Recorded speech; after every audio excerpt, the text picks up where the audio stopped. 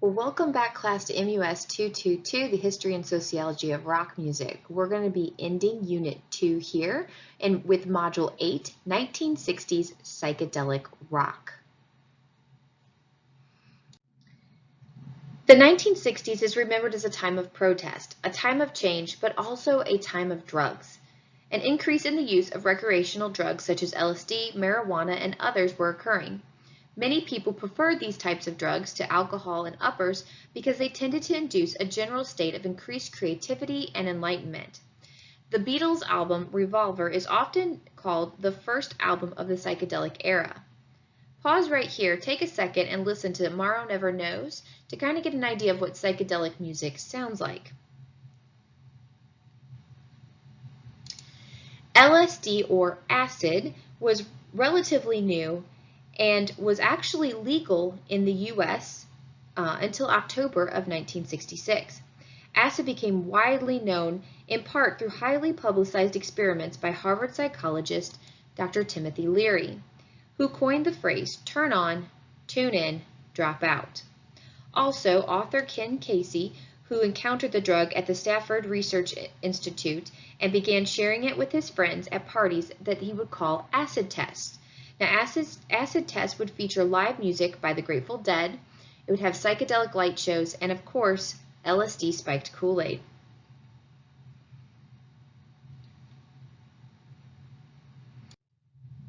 The focal point of the new underground culture was San Francisco, a well-established haven for creative intellectuals, bohemians, radical political activists, and eccentrics. With cheap rent and relatively safe neighborhoods, the city became a magnet for thousands of free-spirited youth who were spontaneous with an anything-goes attitude. With the liberal use of drugs, the result was an explosion of long hair, headbands, VW buses, incense, beads, peace signs, tie-dyed shirts, and bell-bottom pants. In the San Francisco Examiner, reporter Michael Phelan used the word hippie to describe these young bohemians, and the name stuck. Hippies dropped out of society. They often lived communally in large houses and on farms where they shared chores, listened to music, consumed drugs, and pursued peaceful and artistic activities. In 1965, the first hippie community was established in San Francisco's Haight-Ashbury, which was full of Victorian mansions that were converted into apartments, stores and boutiques like the Psychedelic Shop, and other services for various spiritual and daily need of the hippie culture movement. For the next 2 years, the Haight was ground zero to the 1960s cultural revolution. By January of 1966, the San Francisco scene was in full bloom. The high point of the year occurred on the weekend of June 16th through the 18th, when the Monterey International Pop Festival, was held at the Monterey County Fairgrounds south of San Francisco. This landmark event was the first major outdoor rock festival and was the blueprint for the many that followed in the next few years, including Woodstock.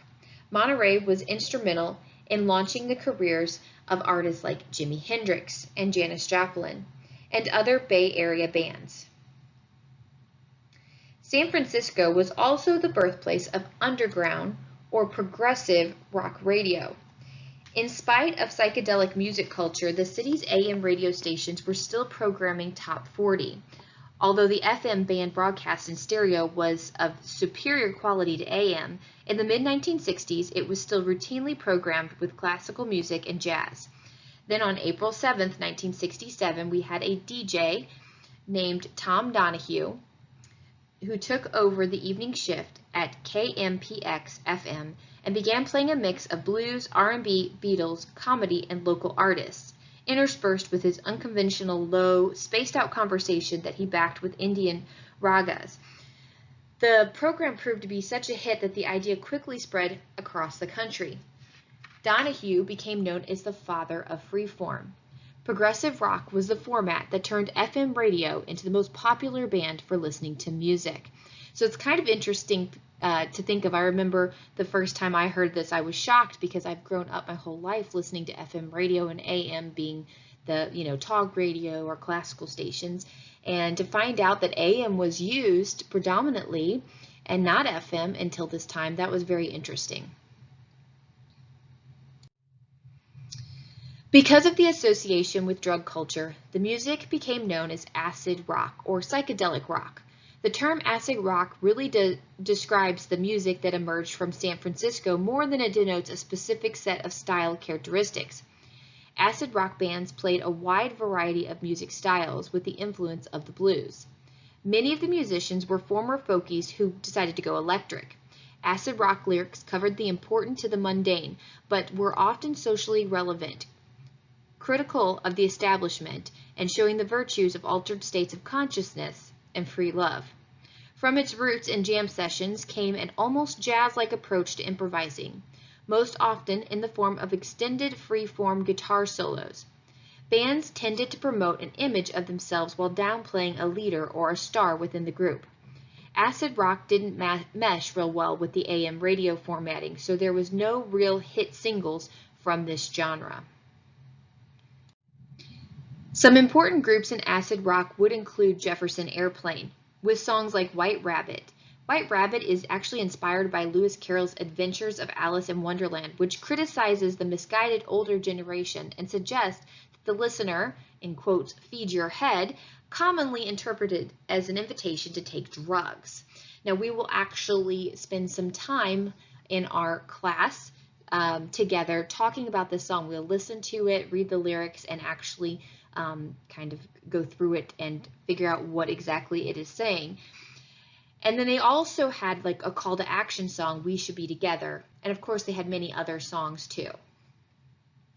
Pause right here and at least listen to We Can Be Together. You're welcome to listen to White Rabbit too, but like I said, we will be listening to it in class together. The defining sound of acid rock was the Grateful Dead. They have cultivated one of the most die-hard followings in history. Their fans are called Deadheads. Among the first gigs that the Dead played were the famous acid tests that I talked about earlier. The band experimented musically in long free-form jam sessions as the audience was experiencing hallucinations from the drugs. Combined with an eclectic musical background of the band members and interest in jazz saxophonist John Coltrane, the results helped define the sound of San Francisco acid rock.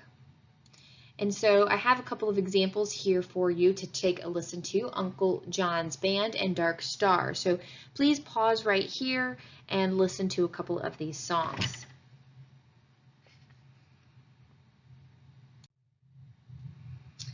The landmark event of the 1960s festival era was the Woodstock Music and Arts Fair that was held in August of 1969. And of course, this is the one that everybody knows about and talks about. Despite assurances by festival organizers that no more than 50,000 would attend, an estimated 450,000 attended, creating a mini nation of counterculture youth who for the most part enjoyed the music and behaved themselves. More than 30 artists were signed, including some of the top names like Jimi Hendrix, The Who, Crosby, Still and Nash and Young, The Grateful Dead, Janis Joplin, and Jefferson Airplane. New groups like Sly and the Family Stone, Santana, and Joe Cocker made their stunning debuts here.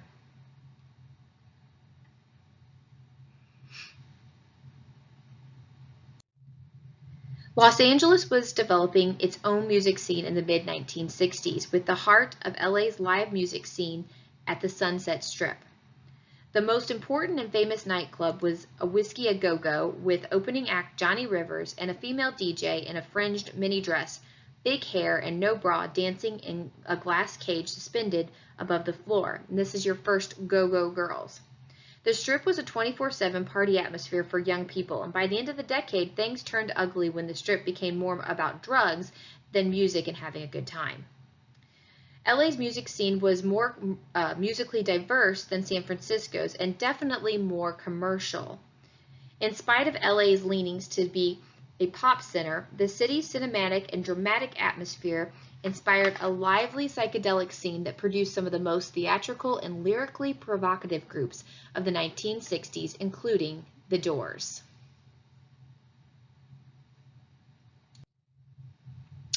The Doors were one of the most unique groups of the era, with no bass player and the Vox Continual combo organ. The most identifying feature of the Doors' sound came from their lead vocalist, Jim Morrison. He was more than just a singer, he was the most controversial rock performer of his era. His stage performances were mesmerizing, provocative, and menacing. He had a drinking problem, was bisexual, a loner, and a drifter, but was a gifted poet. He published 2 books during his lifetime. Once, the Ed Sullivan Show, Morris agreed to leave out the lyrics "Couldn't Get Much Higher," which of course is a drug reference from Light My Fire, but he went ahead and sang it, and not only did he sing it once, he sang it twice. The Doors were a top band in America, playing to sell out crowds, but eventually Morris's public drunkenness and confrontational behavior caught up with him. In 1969, the Doors played a concert in Miami where the singer reportedly exposed himself. He was arrested and convicted, leading to him being blacklisted by many concert promoters. After his last album was completed, he moved to Paris with his girlfriend, where he died in the bathtub of his apartment on July 3, 1971. Because there is no autopsy and the police and doctor at the scene could not be traced, rumors persist that he is still alive today.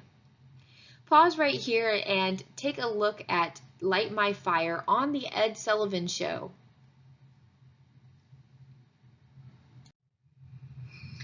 Other psychedelic rock bands include Steppenwolf, Quicksilver Messenger Service, among many others. Jimi Hendrix was also involved in this type of music with our example of Bob Dylan's cover, All Along the Watchtower. Take a second and listen to this song.